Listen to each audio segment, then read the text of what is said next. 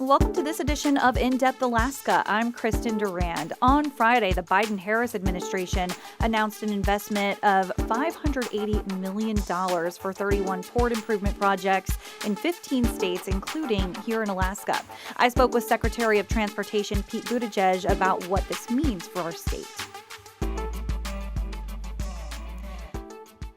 So with this new funding announced this week, one of the major projects in Alaska being the $50,000 towards the Danyang Port of Alaska. Tell us a little bit about why this particular project was selected. Yeah, 50 million. And we're really excited about what this is going to bring to a very important port. I remember visiting this facility when I was in Alaska last year. And you've got conditions there that you don't see anywhere else in the world, from iron-eating bacteria to tidal variations of more than 20 feet. And this is a port that is, of course, vitally important for civilian life and has strategic and military importance for the United States. So it was clear that there was a need, and it was clear that there was a plan. And a big part of what we've been working to deliver with the Biden-Harris infrastructure plan is funding in cases where the plan's been there for a long time, but the dollars weren't. We know that the answers aren't all coming from Washington, but more of the funding should. That's what we're doing with this effort. So this is part of the Port of Alaska's modernization program. It's going to go toward constructing an entire new cargo terminal, which is very much needed. And it's part of a larger project that we've funded with different packages of funding over the years. Really excited to see what this will mean. I've spoken to Mary Peltola and both Senators Murkowski and Sullivan about the good news this week, and really believe that this is going to make a big difference, even for people who don't see it every day. Just people around the whole state are going to benefit.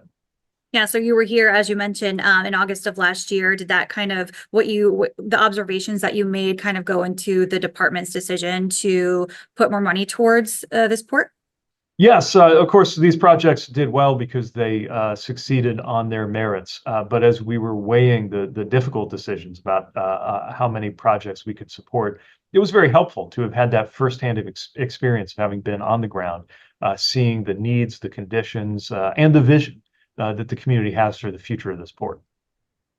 So tell us about how this is expected to affect the supply chain overall. We know supply chains was a term that I think most people didn't really use around the kitchen table before COVID, although I think for Alaskans, it's nothing new to have to pay a lot of attention to how things get to where you need them. An investment in a port is an investment in both having more stable supply chains and in the cost of living. The cost of goods is especially high in Alaska because of what it takes to deliver things through shipping, air freight, or whatever combination gets things to where they need to be. When we have more reliable and greater capacity, that means it's possible to move goods more efficiently, and that contributes to the fight we've had to deliver disinflation, to bring prices back to a normal growth path. A big part of how we've gotten inflation in this country back down from about 9% after COVID to the neighborhood of 2% has been paying attention to supply chains, whether it's ports, trucking, rail, or even air freight. So this particular project, and I know there are others across the state, but the one at the Danyang Port of Alaska is cargo terminal replacement. So talk to me a little bit about why that specifically is needed. Well, this is a terminal that dates back to 1961, and it's subject to unusually challenging conditions that have really eroded the ability of the existing terminal and wharf structure to do its job. And it's not like there are a lot of alternatives. On the east or west coast, if there is an issue affecting one of the ports, that's a major challenge, but there are other ports that can absorb temporarily the cargo that's coming and going there. Without the Port of Alaska, there's simply no way to get so many of the goods that are needed to where they are. So by investing this $50 million and the other funds that we've directed toward this project, there can be a new general purpose cargo terminal. That means demolishing the existing terminal, constructing the land side facilities that are needed, also a lot of utility work. It's a very complicated thing to get a port like this up and running. It's time for a 21st century port to benefit the people of Alaska. Do you anticipate any impacts to the port or Alaskans in general while this work is being done?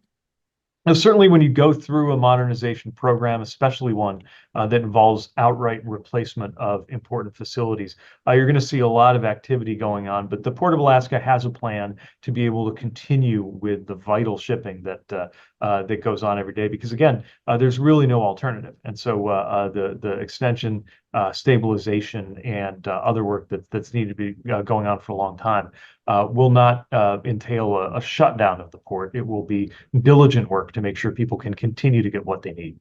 Yeah, and for us, here in Alaska, like you said, our port is like a lifeline for our food, our goods, our resources.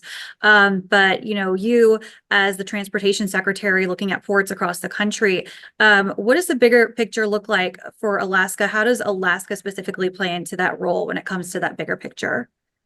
Well, anywhere you go, whether it's a river port in the lower 48 or a facility like the Port of Alaska, or many of the smaller ports in Alaska that we're also funding, there's actually 6 that are getting through support just through today's announcement alone. All of this adds up into that bigger picture of the economy of the United States. Everything is connected. I think America learned that the hard way with some of the post-COVID disruptions that we experienced during my first year in this job, 2021. And we also know that while there are a lot of really creative things that have been done in the short term to deal with some of the disruptions we faced, there's no substitute for the long-term investment that frankly should have been happening a long time ago and is finally possible because we actually got that infrastructure bill done. President Biden signed it 3 years ago this week, and now we're off and running, putting those dollars to work and turning them into results. All right. And is there anything else you'd like to touch on with some of the other investments that are happening at other ports around Alaska and the importance of those?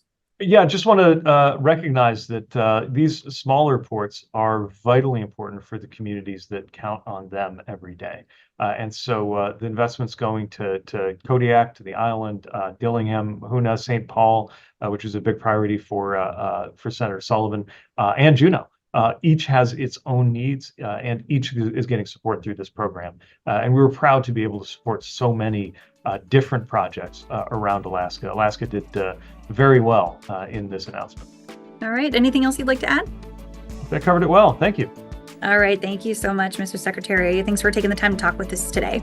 Same here. Take care. All right. Bye. Well, thank you again to Secretary Buttigieg for spending some time with us, and thanks for listening to In Depth Alaska. Please like and subscribe to this podcast.